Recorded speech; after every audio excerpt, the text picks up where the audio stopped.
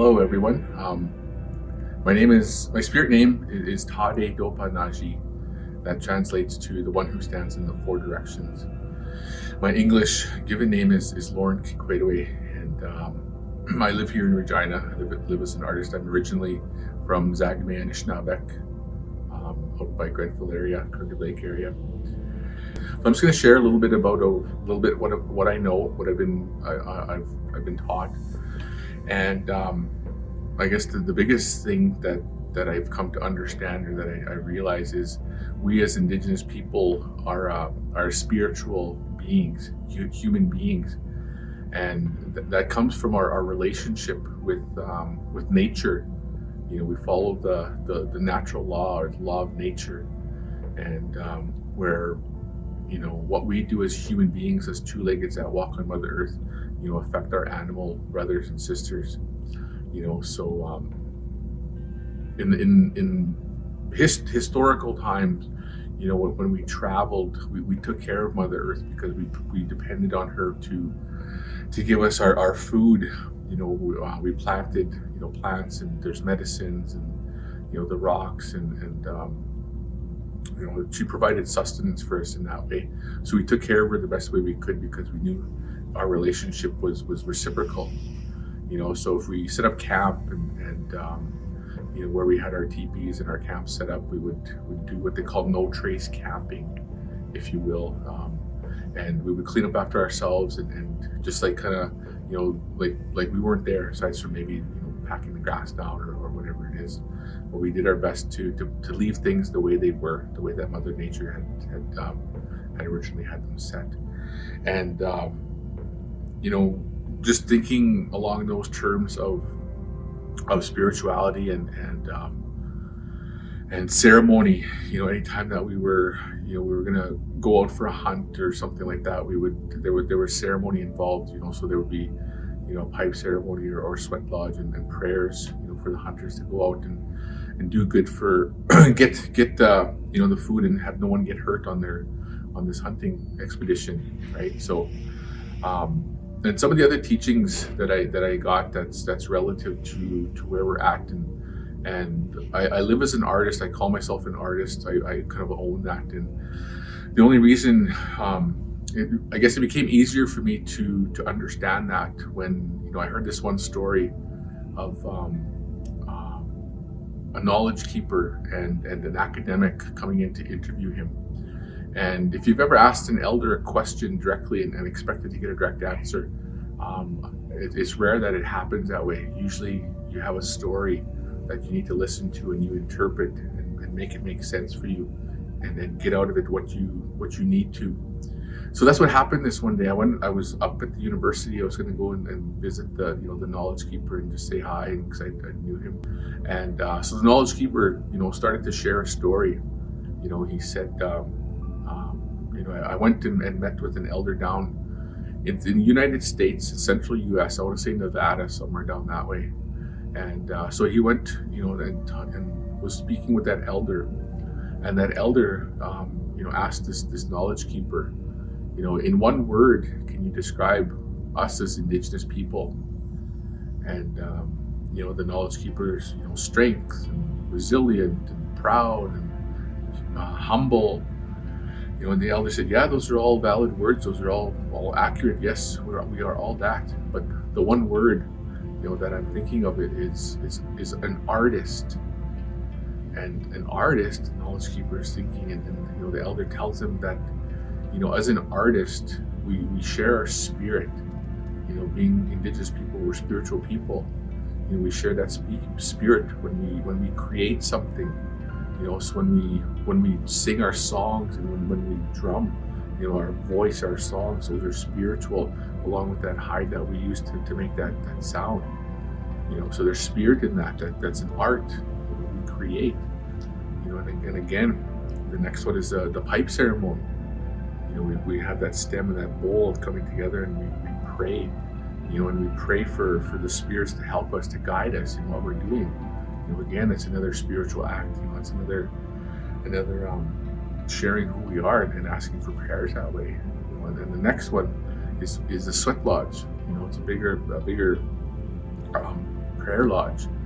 Again, we have the pipe and we have the hot rocks and the songs and the drumming and singing. And again, we're sharing our spirit. We're asking Creator, the spirits, to come and help us, to guide us. And the next one being the big lodge, the Sundance Lodge or Rain Dance Lodge, or whatever lodge that resonates with you. Again, there we're sacrificing our bodies as humans, to ask Creator for our prayers, and then that goes on for multiple days, and it's a very spiritual based ceremony. So all of these things, when we ask for blessings, or it comes from us, our soul, our being, our spirit. So when I share this with children that we teach in schools, we're all artists in our own way, and when we create things, it's meant to be created that way. I know sometimes we can be our own worst enemy and our own hardest judge on our work and become perfectionists. But what I've come to learn is that what we see as a mistake, someone else sees as beautiful. And that's the intent of when we're creating things, whether it's painting or singing a song or drawing a book or carving something. That's our spirit. We put our energies into that piece of work. And what I share is when we smudge, I guess that's one of the initial basic ceremonies. We're using that smudge to cleanse our spirit, to ground us, to center us, and for that guidance, that we put our good energy into our work.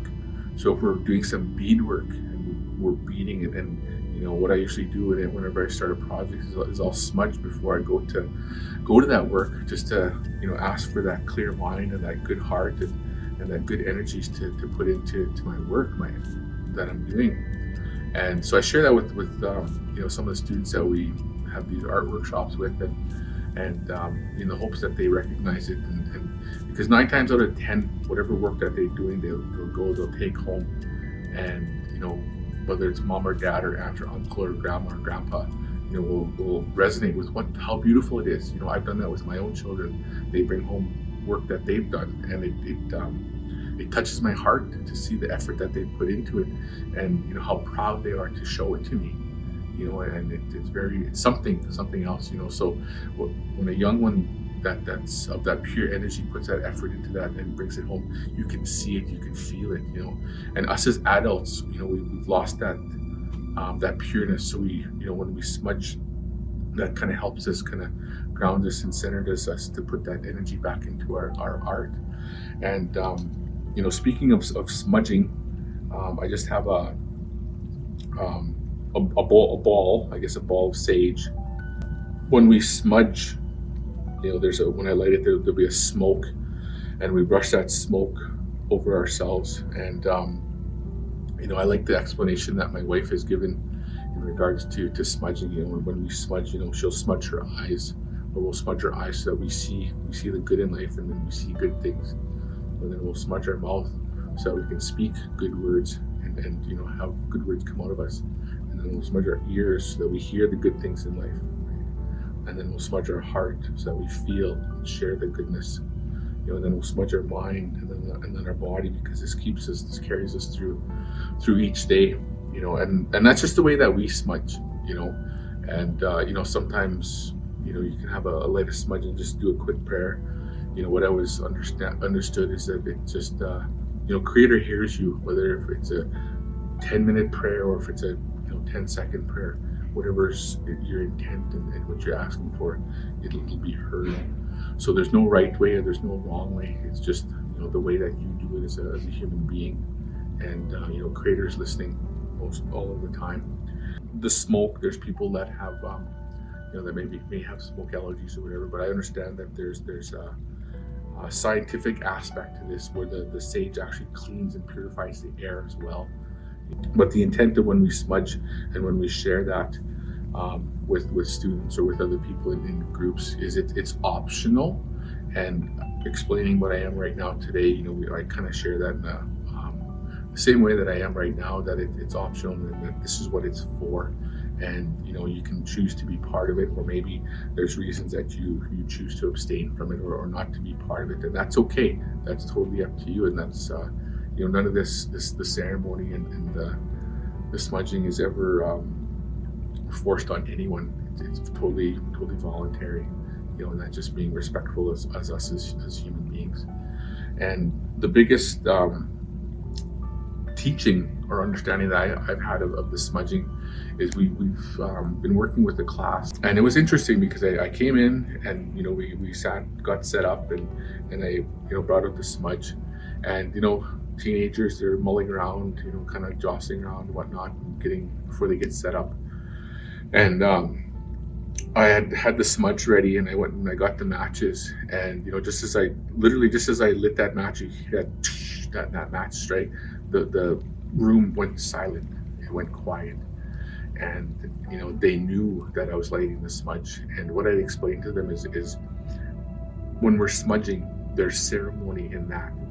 So when we light that smudge, and when that smudge comes to you, that in that moment that you're smudging yourself, that's a ceremony, that's a prayer for you. And I've explained it to them that in that time, it's respectful to be quiet and give that person that moment that they have for prayer, whether it's 10 seconds or longer. And so they've it's been 3 years of them teaching them that, and they understood that.